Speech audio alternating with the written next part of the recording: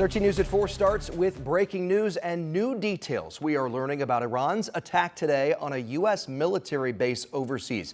This here is video of people in Doha, the capital of Qatar, looking up as missiles fly over the sky.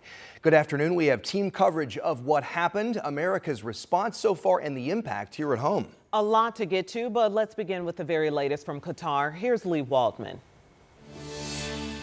Video obtained by CNN shows a barrage of missiles lighting up the sky in Doha, Qatar, as Iran responds to airstrikes from the U.S. and Israel. A U.S. defense official tells CNN that there are no reports of U.S. casualties caused by the short-range and medium-range ballistic missiles fired by Iran.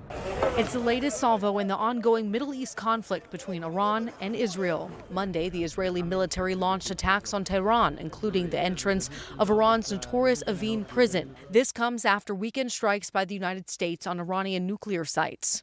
There has been a direct kinetic impact.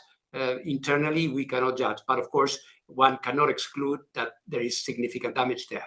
The White House Monday reiterated the claim that the U.S., quote, totally obliterated the nuclear sites.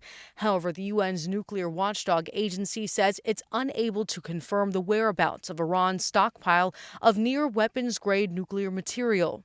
Obviously, if they moved enriched uranium, that is something that we are going to have to evaluate and address. President Donald Trump alluded to the possibility of regime change in Iran on social media Sunday, writing, if the current Iranian regime is unable to make Iran great again, why wouldn't there be regime change? However, Monday, White House Press Secretary Carolyn Leavitt says regime change was not the motivation for Sunday's strikes. The president was just simply raising a question that I think many people around the world are asking. I'm Lee Waldman reporting.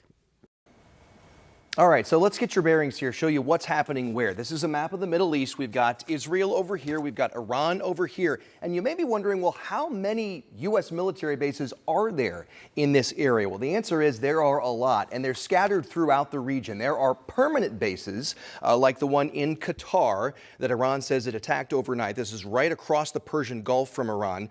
You got the other one in Bahrain, and then you've got what are called smaller forward operating bases in other locations in countries like Bahrain, Kuwait, Jordan, Iraq, and Syria. So a significant U.S. military presence in the Middle East and tens of thousands of service members. Felicia?